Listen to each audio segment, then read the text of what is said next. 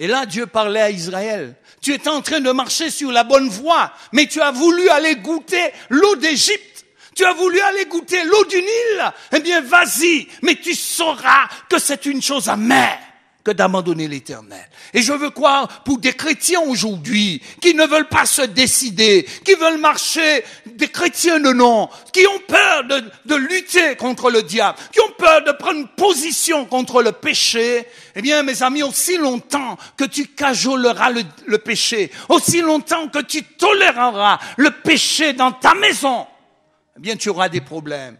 Et un jour, un homme a dit une phrase qui m'a beaucoup plu. Soit ce livre va t'amener à t'éloigner du péché, soit le péché t'éloignera de ce livre. Choisis ce matin.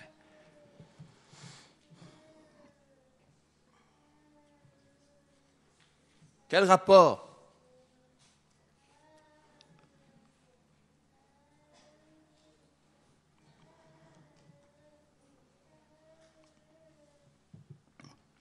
un passage intéressant dans la parole de Dieu.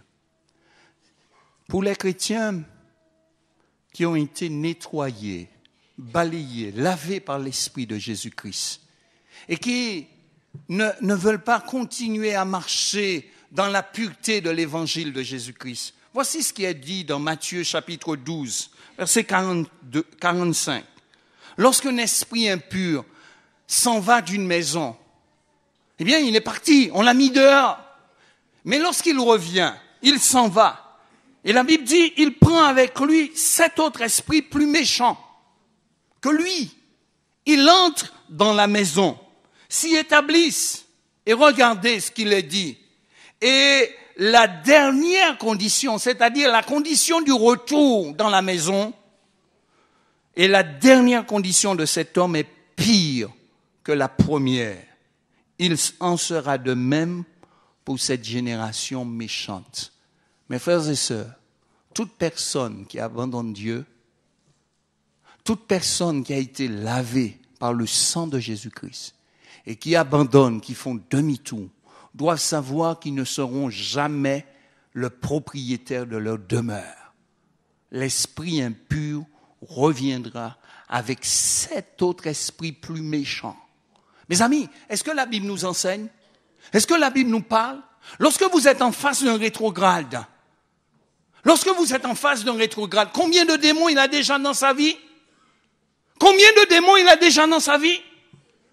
Eh bien, nous pouvons dire qu'il en a 8. Parce qu'il a là celui qui est parti, et puis celui qui est parti va en chercher 7 autres. 7 plus 1. Je ne sais, je crois que je sais compter. 7 plus 1, ça fait combien? Ça fait pas 6, mes frères. Ça fait pas 5. Ça fait pas 1. 7 plus 1. Ça fait 8. Et mes amis, écoutez-moi bien. Il dit, il va chercher 7 autres démons plus méchants pour se réinstaller. Ça veut dire que lui, celui qui est faible, va se mettre sous l'autorité des 7 autres plus méchants. 7 autres plus méchants. Eh bien, les 7 autres plus méchants vont faire quoi dans la maison? Ils vont te dévorer la santé. Ils vont te bousiller la santé. Ils vont faire en sorte que tu puisses te couper les veines, que tu fasses des sacrifices avec eux, que tu boives le sang des poulets, des canards, des lapins, que tu boives le sang des humains. Parce que rien n'est anodin. Lorsqu'un esprit de démon vient dans une maison, c'est pour te rendre esclave de l'esprit de démon qui habite dans chez toi. Mon frère, ne fais pas la folie d'abandonner Dieu. Ne commets pas cette erreur, parce que Dieu ne pourra rien pour toi. Et je crois même le pasteur ne pourra rien pour toi. Et même toi-même, tu ne pourras rien pour ta vie. Parce que la réalité, pour aller chasser 8 démons, il faut se réveiller tôt le matin. Alors choisis. La Bible en parle ainsi. Comment la séduction agit-elle? Comment la séduction prend place, excusez-moi? Eh bien, il y a toutes sortes de séductions. Il y a la séduction des richesses. Il y a la séduction de la gloire. Il y a la séduction parce que le copain, le voisin, la voisine, elle fait, elle va, elle dit. Celui qui a reçu la semence parmi les épines, c'est celui qui entend la parole, mais en qui les soucis du siècle et la séduction des richesses étouffent cette parole et la rendent infructueuse. Mon frère, si tu aimes la richesse, si tu aimes l'argent, réfléchis-en un instant. Parce que cette richesse peut t'éloigner de la foi. Parce que c'est ainsi que la séduction prend place. Si tu veux devenir riche, mon frère, fais attention. Si le soir tu dors pas parce que tu rêves, comment tu vas devenir riche? Tu as un problème.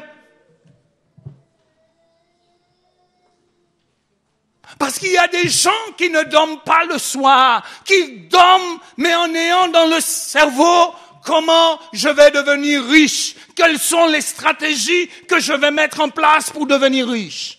Je veux te dire, et c'est pas moi qui le dis, c'est la parole de Dieu qui le déclare. Si tu as ce problème, il y a un risque.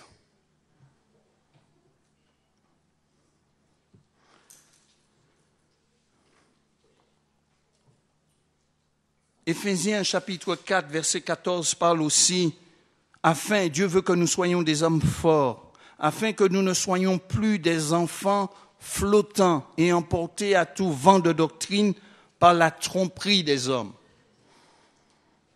par leur ruse dans les moyens de séduction. Je veux m'attaquer aux évangéliques ce matin. Je veux m'attaquer à ceux qui se disent des évangéliques, à ceux qui s'élèvent, qui proclament qu'ils sont des apôtres, à ceux qui s'élèvent, qui proclament qu'ils sont des prophètes, à ceux qui s'élèvent et qui sont des supports de Satan pour troubler l'Église de Jésus-Christ. J'ai déjà dit, mes frères, nous ne sommes pas une Église si nous ne mettons pas en pratique ce qui est écrit ici. Nous n'avons pas le droit d'apporter nos visions dans les affaires de Dieu. Nous devons apporter la vision de Dieu. Nous ne devons pas apporter notre enseignement dans les affaires de Dieu. Nous devons apporter les enseignements de Dieu. Et mes frères, je veux dire qu'il y a bien des églises aujourd'hui qui se disent évangéliques et qui sont des supports de Satan, qui sont des évriers de séduction pour séduire le peuple de Dieu. Le premier lieu qui est visé par le diable, c'est l'Église. La première église qui est visée par le diable, c'est l'Église. Et je veux dire à l'Église Vie Nouvelle, Église, tu es visée par le diable. Tu es visé par le diable. Tu es visé par le diable. Le diable veut séduire ceux qui sont dans cette Église. Et vous savez une chose, mes frères et sœurs, la séduction, on ne la voit pas venir. C'est pas dans le sexe seulement. Le diable va vouloir séduire votre pasteur par toutes sortes de moyens, dans les finances. Le diable va vouloir séduire votre pasteur dans le sexe.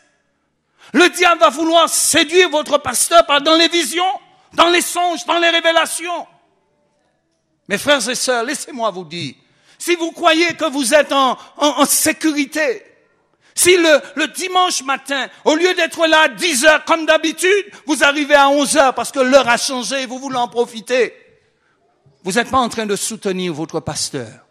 Vous êtes en train de le laisser conduire sa barque tout seul. La Bible nous dit que le Saint-Esprit dit que quelques-uns suivront les enseignements de démons. Nous en avons, mes amis, dans nos églises des assemblées de Dieu. Il n'y a pas très longtemps, une église a perdu plus de 20 chrétiens parce qu'un groupe a décidé d'envoyer de ses serviteurs dans l'église et interrompre le pasteur. Je vais vous dire une chose.